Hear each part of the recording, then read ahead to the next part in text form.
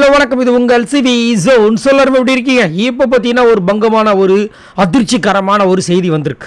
இந்த செய்தியை கேட்டவுடனே எனக்கே ஷாக் ஆகிடுச்சு. என்ன அப்படி பார்த்தீங்கன்னா, நாளைக்கு சனிக்கிழமை. சனிக்கிழமைக்கு டென்ஷன் ஆவீங்க கேட்டிங்கன்னா அது கிடையாது.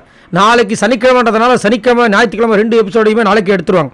அப்படி இருக்கும்போது நம்மளுக்கு முன்கூட்டி அப்டேட் வந்துடும் யார் இந்த வீட்டை விட்டு வெளியே போக போகிறாங்க அப்படின்னு.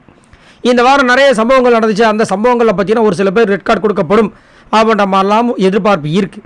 அதையும் மீறி ஓட்ஸ் அடிப்படையில் யார் வெளியேற போகிறாங்கன்ற விஷயங்களும் இருக்குது. அதில் பார்த்தீங்கன்னா நிறைய பேருக்கு அஞ்சிதம் மேலே ஒரு காண்டு இருக்குது, இவங்க வெளியே போகணுன்னு. இன்னொருத்தங்க ரஞ்சித் சார், ரொம்ப நாளாக இவர் எப்போயா போவார், முடியல அப்படின்னு சொல்லிட்டு நிறைய பேர் வந்துட்டு கதறாங்க. அவரே உள்ளுக்குள்ளே வந்துட்டு தன்னை தான் ஒரு பெஸ்ட்டு கண்டஸ்டண்ட்டாக நினச்சிட்டு இருக்கார் போல இருக்குது. பட் அவர் தான் இருக்கிறதுலே ஒஸ்ட்டு கண்டஸ்டன்ட் சார். இப்படின்னு இருக்கும்போது யார் வெளியே போவாங்க அப்படின்னு அன்அபிஷியல் ரேட்டிங்ஸில் பார்த்தீங்கன்னா லாஸ்ட்டில் ரஞ்சித் சார் இருக்கார், அதுக்கு மேலே ரயான் இருக்காங்க, அதுக்கு மேலே மஞ்சரி இருக்காங்க.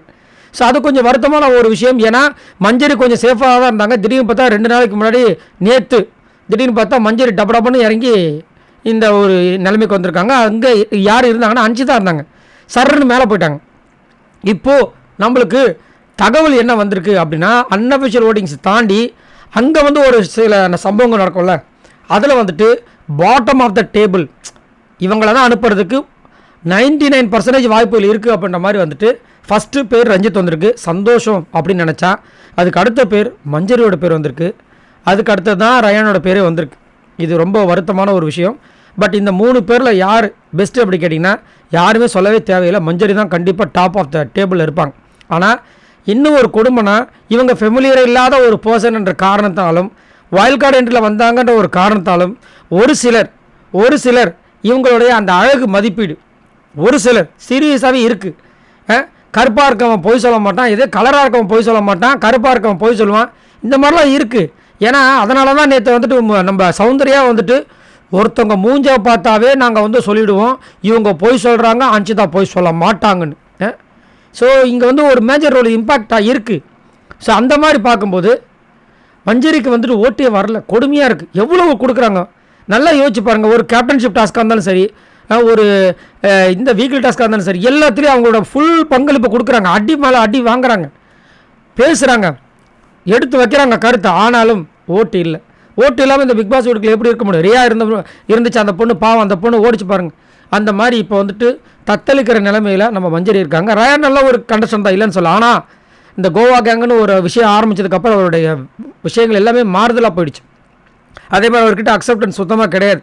அப்படின்னு இருக்கும்போது மஞ்சரி போயிடக்கூடாதுன்றதான் நம்மளோட பெரிய ஒரு பிரேவாக இருக்குது.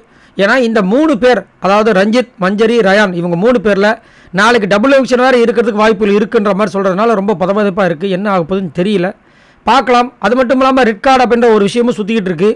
அது வந்துச்சுன்னா கண்டிப்பாக மஞ்சரி தப்பிக்கிறதுக்கு வாய்ப்பு எக்கச்சக்கமாக இருக்குது. ஏன்னா லாஸ்ட்டில் ரஞ்சித் சார் தான் இருக்கார், கூட ஒருத்தர் தான் அனுப்புவாங்க, 3 பேரில் அனுப்புறது வாய்ப்பே கிடையாது. அப்படின்னு இருக்கும்போது அதை ஜெஃப்ரி அந்த காவை ஏதோ சொல்லுவாங்களே, நான் போக எனக்கு விழ வேண்டிய அடியா டக்குன்னு தெய்வமாக அவன் வாங்கிட்டு போயிட்டான்ற மாதிரி எனக்கு தெரிஞ்ச ஜெஃப்ரி வாங்கிட்டு போகிறதுக்கு வாய்ப்புகள் இருக்குது.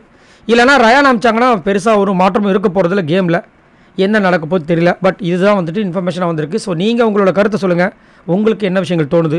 இந்த 3 பேரில் யார் வெளியே போவாங்கன்னு நினைக்கிறீங்க, யார் போகணும்னு நினைக்கிறீங்க? மறக்காமல் கமெண்ட்ஸ் பண்ணுங்கள். பாய் நண்பர்களே.